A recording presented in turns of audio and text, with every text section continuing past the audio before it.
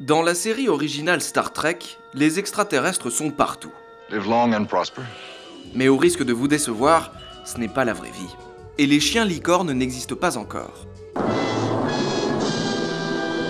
Car pour l'instant, nous n'avons trouvé aucune trace de vie en dehors de la Terre.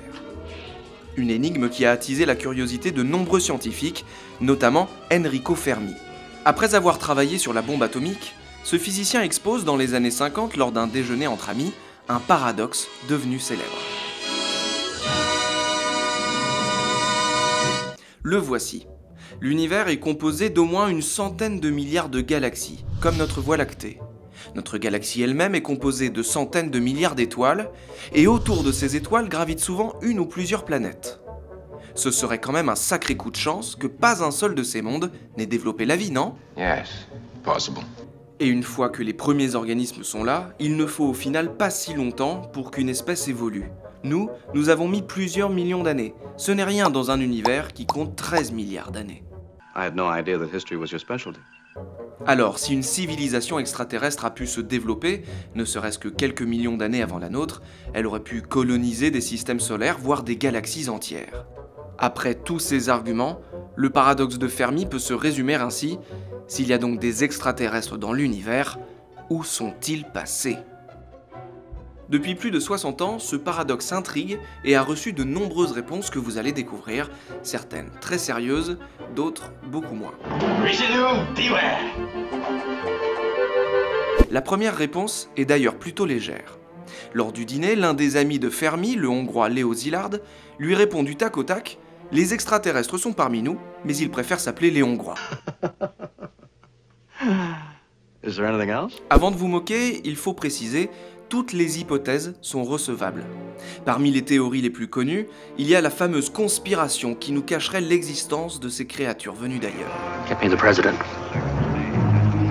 Voilà pour les idées les plus loufoques. Mais certaines théories intéressent beaucoup plus les scientifiques, comme celle du zoo, qui affirme que les extraterrestres existent et nous observent sans que l'on s'en rende compte, à la manière d'animaux dans un zoo donc. Mais si c'était le cas, ne pourrait-on pas nous aussi les observer? L'astronome russe Kardashev a même mis en place un classement théorique et très sérieux des civilisations extraterrestres en fonction de leur développement. Si des aliens ont colonisé un système solaire, voire une galaxie entière, ils doivent consommer une quantité effroyable d'énergie, chose que nous pourrions observer via des télescopes.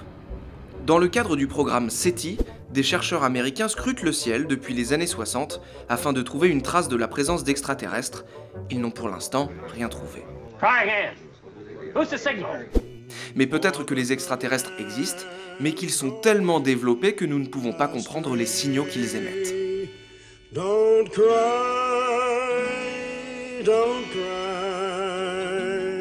oh I can't. There's no intelligent life here.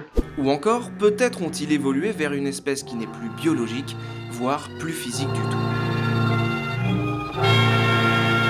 Après tout, les civilisations extraterrestres pourraient très bien s'être réfugiées dans un monde virtuel. Ou pire, notre monde pourrait n'être qu'une gigantesque simulation sur un ordinateur extraterrestre. Ne rigolez pas, des chercheurs essayent, calculent à l'appui, de savoir si une telle chose est possible. Une autre théorie défendue par plusieurs chercheurs, et encore moins réjouissante, estime que l'absence d'extraterrestres est une preuve de ce qui va nous arriver dans le futur, notre autodestruction.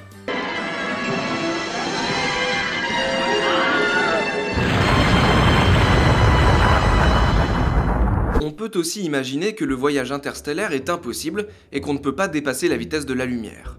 Auquel cas, nos hypothétiques voisins vivraient sur leur planète en économisant les ressources. Ou bien ne prendraient-ils l'espace que dans le cadre de gigantesques migrations durant des milliers d'années afin de changer de planète? Difficile auquel cas de créer un empire galactique. On peut aussi imaginer que c'est avant tout un problème de temps.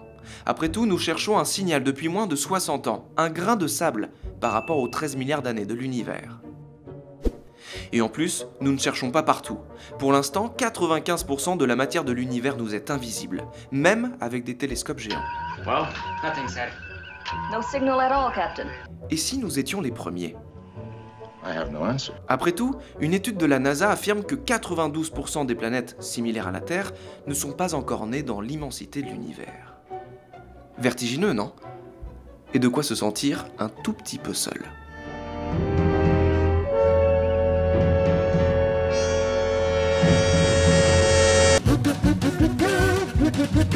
Ah bah ça va tout de suite beaucoup mieux.